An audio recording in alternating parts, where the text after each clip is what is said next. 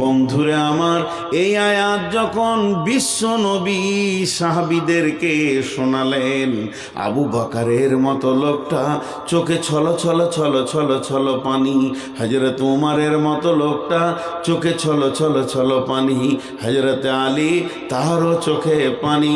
তারা শুনছেন, সাহাবীরা ভাবছেন এটা তো জাহান্নামের কথা নয়, এটা তো জান্নাতের কথা নয়, এটা তো পুলসেরাতের কথা নয়, নয়তো নয়, এটা পুলসেরাতের কথা, কিয়ামতের কথা, কবরের কথা। কত সাদা বাটা কথা বললেন নবীজি। আজকের দিনে দিন পরিপূর্ণ করে দেয়া হলো, আর তোমাদের কাছে দিন আসবে না। এখান থেকেই নিয়ামত পরিপূর্ণ হয়ে গেল। আল্লাহর দেওয়া নিয়ামতে আর নতুন কোনো আয়াত জন্ম নেবে না। তবে শুনে নাও, এই দিনের ওপরই আমাদের রব রাজি আছেন। তবে কাঁদার কারণটা কি? হযরত উমরকে জিজ্ঞেস করা হলে উমর বললেন, বন্ধু তোমরা কি বুঝতে পারছো না? দিন পরিপূর্ণ হয়ে গেছে, মানে আর নতুন কোনো কানুন তৈরি হবে না, আর নতুন কোনো দিন আসবে না। যতগুলি দেওয়ার ছিল হয়ে গেছে, এখন এই দিন পেছনের দিকে যাবে আর সামনের দিকে বাড়বে না।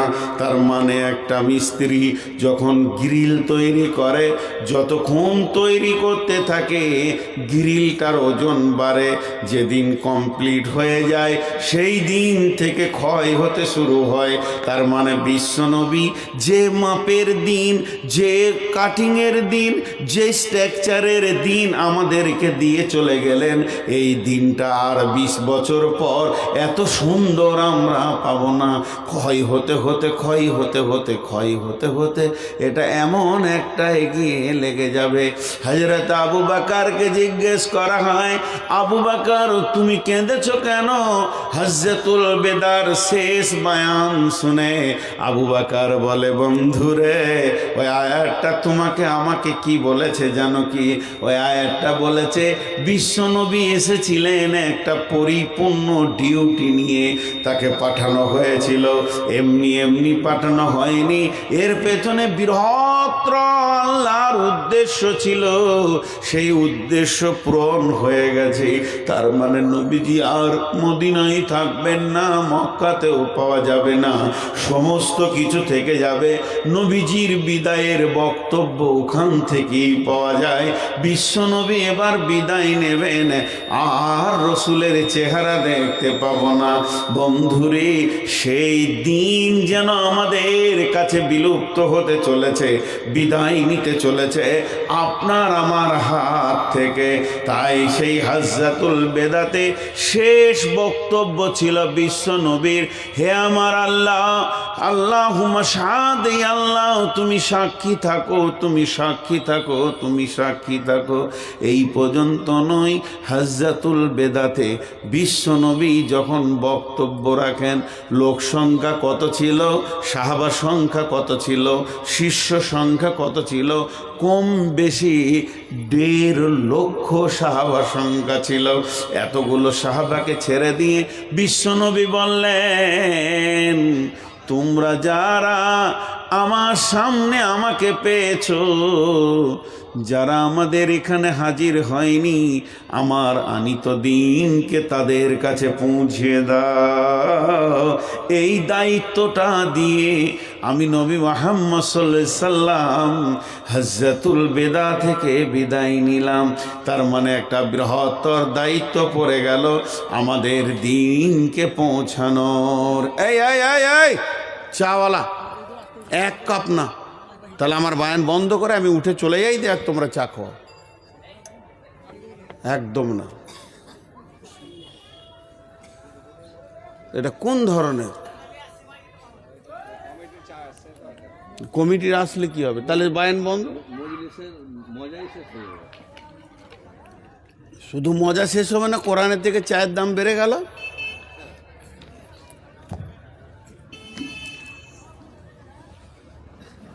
তো হজ্জাতুল বেদা থেকে বিশ্বনবী বিদায় নিয়েছেন, তারপরে মদিনায় এসে ওফাত হয়েছেন অনেক দিন পরে, সেটা কথা নাই, এটা ওনার শেষ হজ ছিল।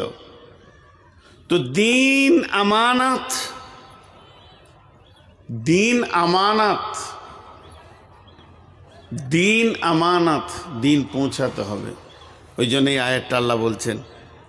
দুটা মজার কথা শুনিয়ে দিই, একটা সাহাবীদের জামানার, একটা এখনকার 2023 না 22 হবে, 22 হবে। দুটি ঘটনা। হযরত আবু বকর যখন ঈমান আনে, কালেমা শাহাদাত পড়ে, রসুলের হাতে হাত দিয়ে, সময়টা ছিল সন্ধ্যার সময়, ঠিক ধরেন মাগরিবের পরে পরই হযরত আবু বকর গিয়ে রসুলের কাছে কালেমায়ে শাহাদাত পড়লেন, আশহাদু আল্লা ইলাহা ইল্লাল্লাহ ওয়া আশহাদু আন্না মুহাম্মাদান আবদুহু ওয়া রাসূলুহু। ওনার বিজনেসটা ছিল ফেরি, কাপড়ের বিজনেস, টলাই টলাই ঘোরা, টলাই টলাই ঘুরে কাপড়, জামা, পোশাক বিক্রি করতেন। 24 ঘন্টা পর রসুলের কাছে আসছেন, কালেমা পরে রাতে ঘুমিয়েছেন, সকালে কাপড়ের বোঝা নিয়ে রতনপুরের গলি গলি ঘুরছে, কাপড় নেবে, কাপড়, হ্যাঁ কাপড় নিব, এসো ভাই আল্লাহকে ধরো। তো সন্ধ্যার সময় আবার রসুলের কাছে ফিরছেন।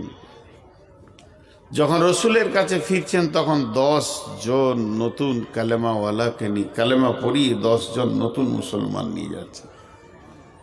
সাহাবীরা সব রসুলের কাছে কালেমা পড়েনি, সাহাবীদের ভিতরেও কালেমা পড়ানো হয়েছে।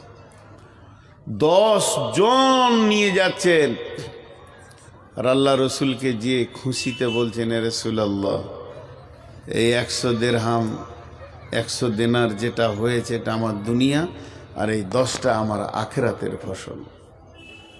সে কালেমা পড়েছে সন্ধ্যায়, পরের দিনে তার কি কাজ বুঝে এসেছে, আমাদের বুঝে আসেনি। 30 বছরের মুসলমান, 40 বছরের মুসলমান, 50 বছরের মুসলমান, 70 বছরের মুসলমান, কিন্তু আমাদের বুঝে আসেনি। তবে আমাদের একটা জিনিস বুঝে এসছে, বেলা 12টায় বিয়ে পড়ানো হয়েছে, এবার শ্বশুর ঘর কবর আসতে হবে, ওটা বলতে হয় না। ওটা খুব সুন্দর বুঝে এসেছে যে আমার বিয়ে পড়ানো হয়েছে মানে আর কামাই দিলে হবে না, কাজ চালু করে দিতে হবে। এদিকটা আমাদের বুঝতে অসুবিধা নেই, বুঝতে অসুবিধা হয়েছে আমি একজন মুসলমান, আমার কাজ কি। জি। আর এই 24 সালে যে ঘটনাটা বলছি, এটা এই নদিয়ার ঘটনা। কাটোয়ার নদীতে পার হয়ে, দেবগ্রাম পার হয়ে ডান দিকে একটা মসজিদ আছে। ড্রাইভারকে বললাম গাড়িটা দাঁড় করাও। মাগরিবের নামাজ ছিল, আল্লাহর হুকুম সেদিন আবার একটা জানাজাও ছিল মসজিদে, লোক প্রচুর, মসজিদের বার ভিতর পুরা ভর্তি হয়ে গেছে। আমি এক কোণে নামাজ পড়লাম, ইমাম সাহেব সালাম ফিরল। একটা লোক 35 থেকে 40 বয়স হবে এরকম আইডিয়া, উঠে দাঁড়ালো, আসসালামু আলাইকুম। আপনাদের এদিকেও দাঁড়ায়, কেউ হয়তো বলে আমার অসুখ আছে, কেউ বলে আমার অমুক হয়েছে, এই হয়েছে হয়েছে, কিছু দেন ভাই। কিন্তু উনি উঠে দাঁড়ালেন, আসসালামু আলাইকুম। আউযু বিল্লাহি মিনাশ শাইতানির রাজীম, বিসমিল্লাহির রহমানির রহিম। আমরা যে যা কাজ করব বিসমিল্লাহ বলে কাজ করব, আল্লাহ আমাদেরকে তৌফিক দেন। বসে গেল, কিছু চাইলাম না, কিছুই না। লোক তো অবাক, কোন খেপারে, তাগড়া জওয়ান, উঁচু মানুষ,